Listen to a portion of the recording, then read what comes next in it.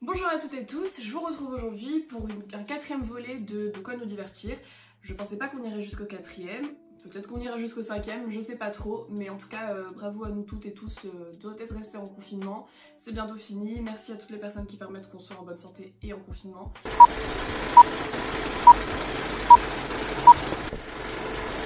Du coup, on va commencer d'abord, si vous connaissez pas le concept, je vous donne des séries, des films, des podcasts, des livres et des vidéos YouTube pour se divertir pendant le confinement. On va commencer du coup avec les bouquins. J'en ai 3 comme d'habitude, j'en ai 2 sur moi mais le troisième en fait on me l'avait prêté avant donc je l'ai plus. Du coup d'abord j'ai 24 heures de la vie d'une femme de Stefan Zweig. Alors ça c'est une lecture super rapide, je vous en ai parlé sur Instagram du coup si vous me suivez vous en avez déjà entendu parler. Mais c'est en fait de base c'était une nouvelle donc c'est vraiment il y a 150 pages, ça se lit en une après-midi même pas. Et concrètement ça traite de la passion, je veux pas vous raconter l'histoire parce que c'est très facile à spoiler.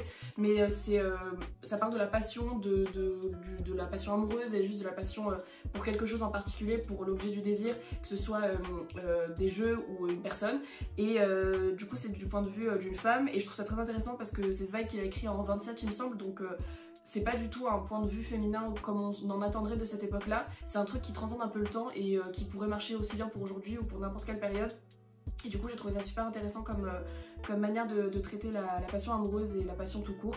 Ça donne envie de vacances aussi parce que ça se passe sur la Côte d'Azur, donc il y a tout plein de jolis paysages qui sont décrits, même s'il y a très peu de descriptions vu que c'est assez court. C'est vraiment une narration de 24 heures avec un petit prélude qui met en place la narration. Et du coup c'est méga intéressant, donc je vous conseille de fou 24 heures de la vie d'une femme de Stefan Zweig. Ensuite on a Amour solitaire, alors là je suis une grande victime, une grande fragile. J'ai lu le premier en version numérique et ensuite j'ai acheté le deuxième en format papier. En gros si vous connaissez pas le compte Amour solitaire, c'est Morgane Hortin qui a lancé un compte où elle partage des SMS d'amour qu'elle peut recevoir, qu'en fait on lui envoie en DM. Donc c'est plein de SMS de personnes qui s'aiment et qui se le disent ou qui ne s'aiment plus ou qui s'aiment toujours ou juste qui se déclarent certaines choses. Et en fait à partir de ces SMS elle a créé une fiction en roman et du coup en fait c'est tout écrit en SMS et par exemple les pages, il y a des pages vides parce que ça correspond au jour où ils se parlent pas et c'est trop intéressant déjà comme manière comme narration. Je trouve ça trop cool comment est-ce que c'est mis en page, etc. Et puis même l'histoire est assez agréable à lire, on rentre vite dedans. Pareil comme pour le Zweig, ça se lit très très vite. Et en fait les 3, je réalise que les 3 dont je vous parle aujourd'hui, je les ai avalés en une après-midi parce qu'ils étaient trop cool. Et le dernier du coup que je n'ai pas sur moi parce qu'on me l'avait prêté, c'est En attendant Bojangles de Olivier Bourdeau, ou Bourdeau, excusez-moi, ouais, de Olivier Bourdeau. Alors là, il y a plein de gens qui en ont déjà parlé, j'ai l'impression que c'est vraiment un livre dont tout le monde parle en ce moment. Je l'ai lu un peu par hasard parce qu'une pote me l'avait conseillé, etc. Et c'est vraiment une histoire, encore une fois, qui sombre dans la folie et dans la passion amoureuse. C'est presque un thème récurrent, dites-moi. Et en gros, ça suit, c'est la narration d'un petit garçon entrecoupé de la narration de son père. Et en fait, le petit garçon raconte avec son regard innocent et d'enfant l'amour entre ses deux parents qui a un amour genre de tourbillon, de folie, d'amour. Je l'ai lu encore une fois en une après-midi. C'est très coloré. Il y a plein de gens qui ont pleuré en le lisant. Personnellement, j'ai jamais pleuré en lisant un livre, donc je vous préviens. C'est pas foncièrement triste, sauf peut-être certaines parties, mais c'est surtout très vivant. Genre je pense que c'est ça le mot qui le décrit le mieux, c'est très vivant. Bon je suis pas bookstagrammeuse donc je suis pas très forte en analyse de bouquins, mais voilà c'est juste 3 petits bouquins que moi j'ai franchement adoré lire. Ensuite, si on passe au podcast, alors cette fois-ci j'en ai 3. Il y a Paris en contre-plongée qui du coup suit des réalisateurs qui tournent dans Paris et qui racontent un petit peu comment est-ce qu'ils ont grandi dans Paris et comment est-ce qu'ils voient Paris en tant que cinéaste. C'est trop cool. Voilà, il n'y a pas besoin de vous décrire plus que ça. C'est un format court de 15 minutes il me semble. Ensuite, il y a Un bon moment par Kian Kojandi. Ça, c'est mon gros crush de ce podcast. C'est vraiment mon énorme crush de ces dernières semaines. J'arrête pas d'écouter ça dès qu'il y en a un nouveau.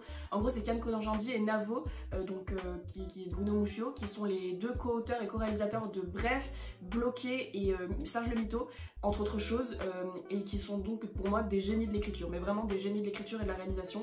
Je parlerai jamais assez de à quel point j'aime Bref. D'ailleurs, je vous conseille Bref évidemment si c'est pas déjà fait. Tout est sur YouTube. Bloqué pareil. Et en fait, c'est un podcast où ils reçoivent plein de personnalités, donc de l'humour, du scénario ou quoi que ce soit. Et les questions qu'ils posent, en fait, déjà, c'est trop le mood podcast où les gens discutent entre eux et on a l'impression de faire partie de leur discussion.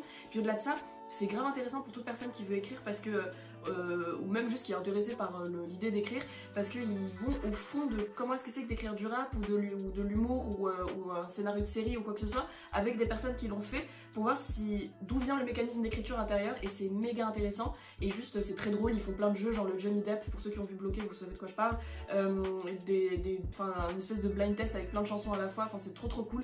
Donc un bon moment, c'est sur YouTube et sur les plateformes, donc YouTube en vidéo et sur les plateformes de podcast en juste audio, et j'adore ça, enfin, franchement je vous le conseille 1000 fois, c'est trop cool. Et le dernier podcast c'est Une vie, une œuvre, qui maintenant s'appelle Toute une vie, ils viennent de changer de nom genre la semaine dernière, c'est un podcast France Culture qui chaque semaine du coup prend la vie de quelqu'un et parle de son œuvre. Moi j'ai écouté notamment celui sur Youssef Chahine, qui est un réalisateur égyptien, enfin le réalisateur égyptien, qui était trop intéressant, ils ont plein d'intervenants, ça dure 1h30 à peu près, voire 1 heure. Et c'est trop cool comme format, c'est très culturel, très France Culture, mais en même temps ça donne un max d'informations et ça nous porte sur la vie entière de quelqu'un, et c'est trop cool. Du coup ça c'était pour les podcasts. Maintenant si on passe aux séries. Alors comme d'habitude je vous ai référencé en fonction de la plateforme, là j'en ai 2 sur Netflix et une sur MyCanal. Alors les 2 Netflix c'est des séries documentaires, enfin des mini-séries documentaires, donc en 7 épisodes chacune, qui sont produites par Netflix et qui sont toutes les deux un peu tordues. Donc je m'explique, la première c'est sur le petit Grégory. Pour moi c'est une des séries documentaires les mieux réalisées dans la réalisation, vraiment c'est poignant, enfin pas poignant, ça prend aux tripes et c'est flippant. Enfin personnellement j'ai vu la série avec des potes parce que j'avais trop peur de la regarder toute seule, c'est trop, c'est vicieux, et ça remonte à l'affaire du petit Grégory, que si vous connaissez pas c'est un petit garçon qui avait été tué dans les années 80 en France, et qui jusqu'à aujourd'hui c'est une affaire, c'est une cold case, on sait toujours pas qui l'a tué, et c'est trop flippant. Et son versant américain du coup c'est Tiger King qui est sorti là en début d'année et que tout le monde a vu en même temps, genre au début du confinement, parce que ça avait fait plein de bruit sur les réseaux sociaux et tout. C'est un documentaire sur des gens qui tiennent des parcs de gros animaux, genre de félins, de lions, tigres, etc. Aux États-Unis, mais genre dans le côté deep des États-Unis, c'est des malades mentaux. Enfin, il n'y a pas un personnage de la série qui est normal. C'est trop bizarre comme ambiance et comme atmosphère. Ils sont tous malsains les uns à leur manière, enfin chacun à leur manière. Mais c'est très intéressant du coup comme sujet de documentaire. Et il est un peu plus exubérant, genre américain, très bling bling comme documentaire, mais ça reste très intéressant. Et puis le sujet est juste barge, enfin franchement barge, donc ça se voit très rapidement les deux. Et la dernière série dont je voulais parler c'est encore autre chose, c'est sur MyCanal, c'est une série Canal, c'est Le Bureau des légendes. Si vous me suivez sur Instagram vous avez vu que je la regarde en ce moment et que j'adore ça. J'ai commencé ça avec des potes en faisant comme une Netflix partie à distance, et on regarde ça tous les soirs, et franchement genre c'est une des meilleures séries que j'ai vues de ma vie. Enfin elle est très vite rentrée dans mon panthéon des meilleures séries. C'est super bien réalisé, il y a un budget, ça se voit parce que la cinématographie est dingue, que ce soit sur les plans ou sur les focales ou quoi que ce soit, enfin c'est franchement dingo à regarder. Et l'histoire, enfin les scénaristes de cette série, je sais pas qui c'est, mais c'est incroyable. Franchement genre c'est un scénario qui est ficelé du début à la fin, on voit qu'il y a un esprit de saison, qui pense pas genre un épisode après l'autre, mais vraiment dans l'esprit comme s'il scénarisait un film mais en plusieurs parties. Il y a des setup payoff de malades, genre rien n'est inutile, rien n'est laissé au hasard. Je trouve que c'est un bijou. Je suis en train de finir la saison 3 là, il y a 5 saisons pour l'instant, et juste je vous conseille 1000 fois Le Bureau des légendes, c'est trop cool. Du coup voilà les séries. Je vais passer aux films qui sont donc le noyau dur de ce que j'essaie de vous proposer à chaque fois. Cette fois-ci dans les films, donc j'en ai 2 Netflix et 1 Canal encore une fois. Donc il y a beaucoup de... Il y a la sélection de la Cinétech ce mois-ci en fait. Je vous propose pas grand chose dessus parce qu'elle est un peu flippante, c'est pas trop mon délire. C'est sur ça s'appelle Double Jeu, avec jeu écrit J-E. Et c'est sur un peu parfois le dédoublement de la personnalité, ce genre de choses. J'en ai vu qu'un seul et c'était... un Bergman, il s'appelle Persona, et j'ai flippé. C'est très bien hein, mais c'est pas ma tasse de thé, donc je vous le recommande pas parce que j'essaie de vous parler de trucs que moi perso non plus. Après si c'est votre délire, foncez sur le catalogue de la Cinétech de ce mois-ci, 3,10 € films, profitez-en. Mais du coup ce dont je voulais vous parler, il y en a 2 sur Netflix. Le premier c'est Marriage Story de Noah Baumbach. Si vous l'avez pas encore vu, j'ai un IGTV dessus que j'ai fait avec, sur le compte de Meuf. Allez le voir, je parle déjà dessus de ce film qui est un de mes préférés de l'année dernière. Tout doux, qui prend au cœur, il est génial. Je vous mettrai le lien dans la barre d'infos de mon IGTV si vous voulez plus d'infos avant de le voir, mais franchement foncez tête baissée. Le deuxième c'est les 400 coups de Truffaut, parce qu'en fait Netflix vient d'avoir un partenariat depuis vendredi dernier avec, donc depuis avant-hier, avec MK2, et du coup ils ont chopé plein de films de Truffaut, et il y en a 12 je crois même de Truffaut. Moi je suis pas fan de certains qui ont été mis en ligne, je vous ai déjà conseillé Le Dernier Métro que j'adore, bah là il y a les 400 coups aussi. Les 400 coups c'est l'histoire d'Antoine Doinel qui a un enfant, qui a 12-13 ans, et qui vit en France, enfin à Paris, et qui juste fait l'école buissonnière, va au cinéma au lieu d'aller en cours. C'est un peu autobiographique sur la vie de Truffaut lui-même. C'est assez poignant, c'est assez dur par moments, mais c'est un des meilleurs films de la nouvelle vague, voire le meilleur film selon moi de la nouvelle vague. C'est un pilier du cinéma français, c'est très agréable à voir, c'est pas du tout inaccessible comme d'autres films de la nouvelle vague, enfin c'est pas du tout du Godard, bah, c'est Truffaut, c'est normal, mais voilà, c'est très cool les 400 coups. Et enfin, je voulais vous conseiller Vice d'Adam McKay qui est sur MyCanal, parce que si vous voulez voir un truc super cynique et super cinglant et perdre foi encore plus en l'humanité et particulièrement en la personne qui est le vice-président du président Bush, au moment des attentats du 11 septembre, bah foncez, c'est vraiment cinglant, cynique, tout ce que vous voulez, enfin c'est même parfois violent, mais la mise en scène d'Adam McKay est super intéressante, il y a plein de trucs un peu chelous, genre des métaphores avec le monde animalier, mais sans rien vous dire, mais c'est très sympa à regarder, ça rend énervé, mais c'est vraiment un super film, donc je vous le conseille. Et du coup il nous reste les 3 chaînes YouTube.